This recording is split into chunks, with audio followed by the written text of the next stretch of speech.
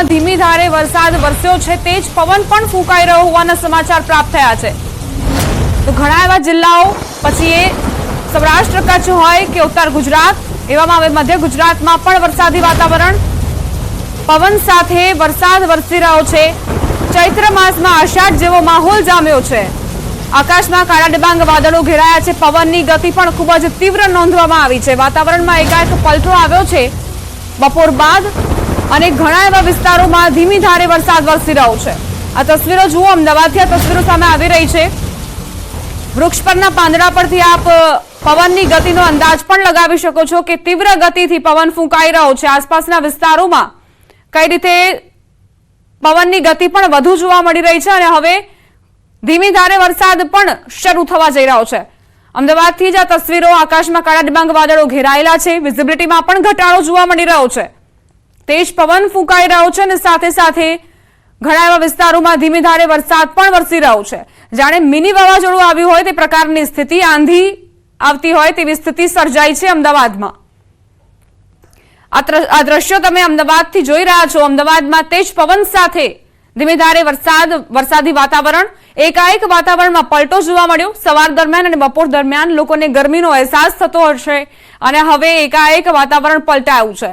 બેવડી ઋતુનો અહેસાસ અમદાવાદીઓને થઈ રહ્યો છે, કારણ કે કલાકો પહેલા જ તાપમાનમાં જે ઉલટફેર થયા હતા, તાપમાન વધુ હતો, ગરમી વધુ હતી, આકરી બફારાના કારણે લોકો ત્રસ્ત હતા, અને એવામાં આ જે વાતાવરણ પલટાયું છે તેના કારણે લોકોને ગરમીથી આંશિક રાહત જરૂરથી મળી છે. તેજ પવન ફૂંકાઈ રહ્યો છે હવામાન વિભાગની આગાહી અનુસાર, અને 13 થી 15 એપ્રિલ માટે આગાહી કરવામાં આવી હતી. એ જ પ્રમાણે અમદાવાદમાં કમોસમી વરસાદે એન્ટ્રી કરી છે. ઘણા એવા વિસ્તારોમાં ધીમી ધારે વરસાદ વરસી રહ્યો છે, અને કેટલાક એવા વિસ્તારો છે જ્યાં પવનની ગતિ ખૂબ જ તીવ્ર નોંધાઈ રહી છે. આસપાસના વિસ્તારમાં વિઝિબિલિટી પણ ઘટવા જવા પામી છે, અને જેના કારણે વાહન ચાલકોને પરેશાની થઈ રહી છે. હવે જ્યારે રવિવાર છે એટલે પીક અવર્સ દરમિયાન જે પ્રકારની સમસ્યાઓ સર્જાતી હોય છે તેમાં એ પ્રકારની મુશ્કેલીઓ લોકોને નહીં નડે, પરંતુ રવિવાર દરમિયાન જો વરસાદ આવશે અને લોકો ઘરથી બહાર પોતાના પરિવાર સાથે ફરવા નીકળ્યા હશે તો તેમને જરૂરથી અસર પડશે. અનેક વિસ્તારોમાં ધીમી ધારે વરસાદના સમાચાર પ્રાપ્ત થઈ રહ્યા છે. આ તસવીરો અમદાવાદની છે. કલાકો પહેલા જ તમે તડકાનો અહેસાસ કરતા હશો જો આપ અમદાવાદમાં રહેતા હશો તો, પરંતુ હવે જ્યારે સાંજ પડી અને એકાએક વાતાવરણમાં પલટો આવ્યો ત્યારે લોકોએ હવામાન વિભાગ વાળા દ્વારા જે ન્યૂઝ આગાહી આપવામાં આવી હતી કે રાજ્યભરની અંદર કેટલાક દક્ષિણ ગુજરાત અને સૌરાષ્ટ્રના વિસ્તારોની અંદર ક્યાંક વરસાદ નોંધાવાની આગાહી વ્યક્ત કરવામાં આવી હતી. જેને પગલે આજે અમદાવાદ શહેરની અંદર ઠેર ઠેર દૂરની ડમરીઓ અને કેટલાક વિસ્તારોમાં વરસાદના છાંટા જોવા મળ્યા હતા. અમદાવાદ શહેરના રામદેવનગર વિસ્તાર, જોધપુર વિસ્તાર, પ્રહલાદનગર વિસ્તાર સહિત એસજી હાઈવે ઉપર અનેક જગ્યા પર હોર્ડિંગ્સોના બેનરો ફાટી ગયા હતા, અને ક્યાંક ઝાડ નમી ગયા હોવાના પણ વિશેષો જોવા મળ્યા હતા.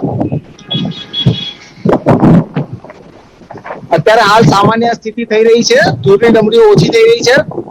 હાલ કોઈ જગ્યાએ ટ્રાફિક જામના દ્રશ્યો પણ સર્જાયા નથી. હાલ સામાન્ય સ્થિતિ જોવા મળી રહી છે. તમે જોઈ શકો છો એસજી હાઈવે પર હાલ દરેક જગ્યાએ ધૂળની ડમરી ઉડવાના કારણે વાહન વ્યવહાર થોડો ધીમો થઈ ગયો હોય એવું દેખાઈ રહ્યું છે.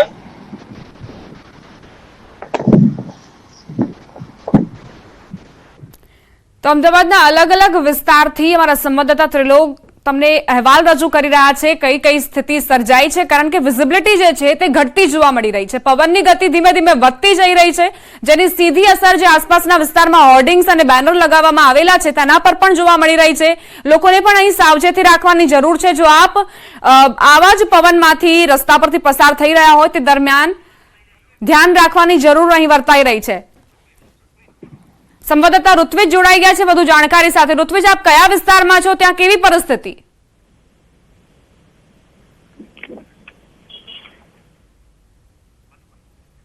જી ઋત્વિજ, આપ કયા વિસ્તારમાં છો અમદાવાદના, અને ત્યાં કેવી હાલ સ્થિતિ છે?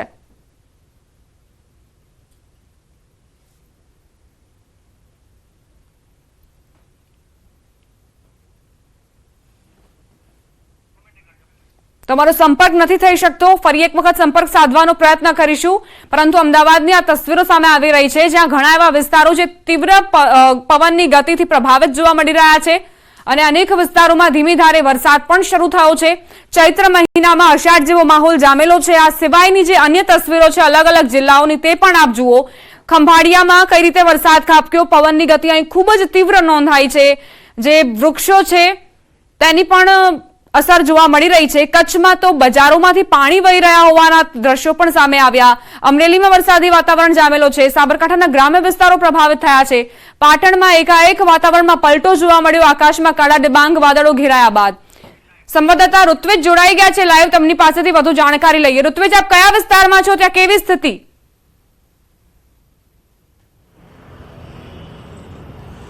જી દીપા, વાત કરીએ તો હાલ અમે અમદાવાદના વસ્ત્રાપુર વિસ્તારમાં છીએ કે જ્યાં પણ વાદળછાયું વાતાવરણ જોવા મળી રહ્યું છે. ઉપરાંત વાત કરીએ તો ભારે પવન પણ ફૂંકાઈ રહ્યો છે અને ધૂળની ડમરીઓ પણ ઉડી રહી છે.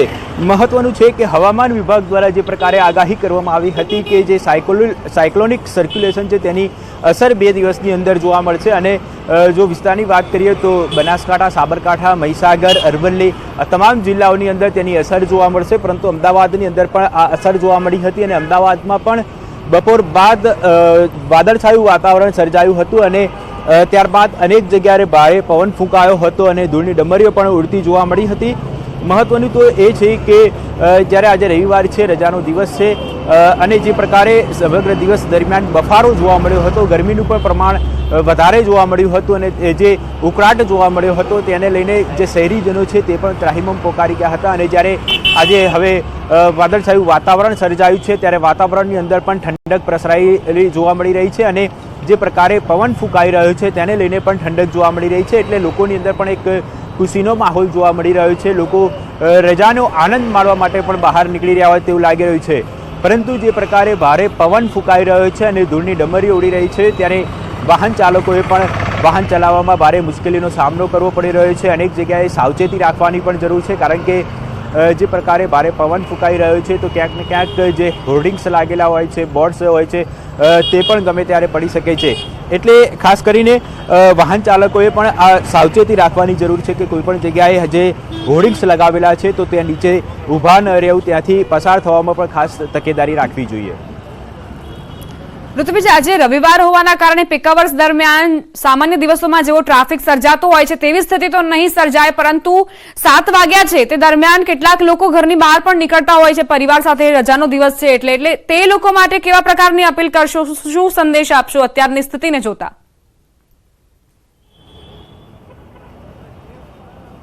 દીપા, હાલ જે પવન ફૂંકાઈ રહ્યો છે હું આપને દ્રશ્યમાં બતાવવા માંગીશ કે જે સમગ્ર અમદાવાદની અંદર આ પ્રકારની પરિસ્થિતિ જોવા મળી રહી છે અને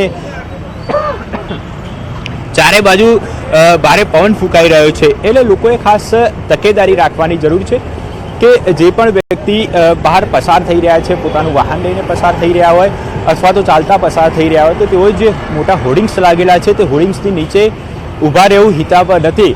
કારણ કે ભારે પવન ફૂંકાઈ રહ્યો છે અને ધૂળની ડમરીઓ પણ ઉડી રહી છે અને તેને કારણે ક્યાંક ને ક્યાંક કોઈ હોર્ડિંગ્સ પડે તો તેમને નુકસાન થઈ શકે છે. એટલે આવા જે હોર્ડિંગ્સ છે તેના નીચે ઊભું રહેવું હાલ હિતાવહ નથી કારણ કે ભારે પવન ફૂંકાઈ રહ્યો છે અને સાથે સાથે ધૂળની ડમરીઓ પણ ઉડી રહી છે. એટલે સમગ્ર અમદાવાદની અંદર આ પ્રકારનું વાતાવરણ હાલ જોવા મળી રહ્યું છે. જી આભાર ઋત્વિજ જાણકારી આપવા માટે. તો અમદાવાદમાં ઘણા એવા વિસ્તારોમાં તેજ પવન ફૂંકાઈ રહ્યો છે. પવનની ગતિ ખૂબ જ તીવ્ર નોંધાઈ છે અને જે હોર્ડિંગ્સ અને બેનર્સ છે તેની પણ દુર્દશા થઈ શકે છે, એટલે તેનાથી દૂર રહેવાની અપીલ કરાઈ રહી છે.